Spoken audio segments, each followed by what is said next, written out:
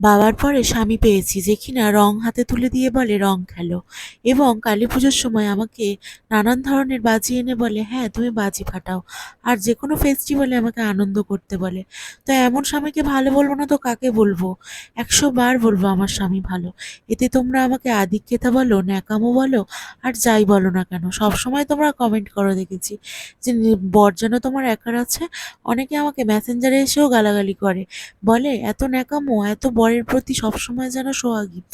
তো হ্যাঁ বন্ধুরা, আমি একটু ন্যাকামো করি, কিন্তু সত্যি বলতে এই বর্মশাই ছাড়া আমার যে আর কাছে কেউ নেই, আমার যে আর প্রিয় মানুষ কেউ নেই, আর আমাকে যে ভালোবাসার মানুষ আর কেউই নেই।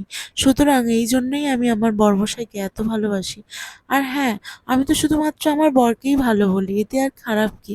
তো যতদিন আছি হেসে খেলে, যতদিন আছি এভাবে ভালোবেসে যাই। আর তোমরাও পারলে না তোমাদের বরকে, মাকে, বাবাকে, ভাইকে, বোনকে একদম মন খুলে উদার করে বলে দাও যে আমি তোমাদের ভালোবাসি। এটা কোনো আদিক্ষেতা নয়, কোনো ন্যাকামো নয়। আর হ্যাঁ, আমি কোনো জ্ঞানও দিতে আসিনি। আমি শুধু আমার তরফ থেকে বললাম, যখন ভালোবাসাময় জীবন হয় না, তখন যে কোনো সমস্যা দেখবে কত ছোট মনে হয়, এবং কখনোই কিছু খারাপ লাগে না। সবসময় জীবনটা সহজ হয়ে যায়। আর সহজ জীবনে অনেক আনন্দ, অনেক আনন্দ। তোমরা জানো না আমরা কতটা সময় নষ্ট করে ফেলি, যে এটা ভেবে এটা পেলাম না, ওটা পেলাম না, ওটা করলাম না। কিন্তু যখন তোমরা এই যে ব্যাপারগুলোকে সহজভাবে নেবে না, আর যখনই দুঃখ কষ্টকে দূরে ঠেলে দেবে, তখন দেখবে জীবনটা কতটা আনন্দে ভরা।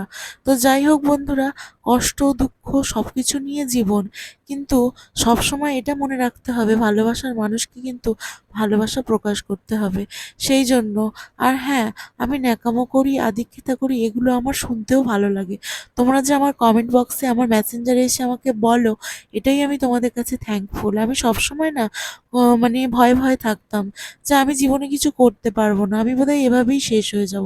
কিন্তু আজকে যখন একটা বাচ্চা 10 কিলোমিটার রাস্তা পেরিয়ে এসে তোমাদের দাদাভাইয়ের দোকানে আমার সাথে দেখা করতে এসছে, তোমাদের দাদাভাই যে কি আনন্দের সাথে আমাকে সেই কথাটা এসে বলল, আমার সত্যি শুনে না বুক ভরে গেছে।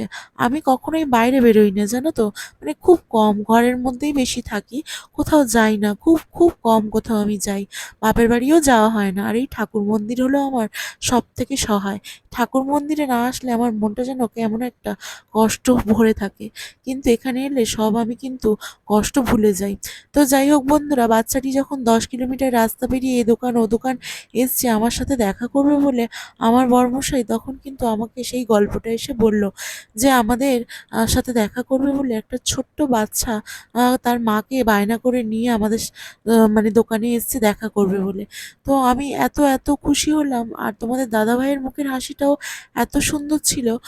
সবসময় না ভাবি যে ভগবান আমাদেরও একটা সন্তান দিক, কিন্তু তার সাথে সাথে একটা ভালো মন দিক, যে মনে আমরা কিন্তু সবাইকে শ্রদ্ধা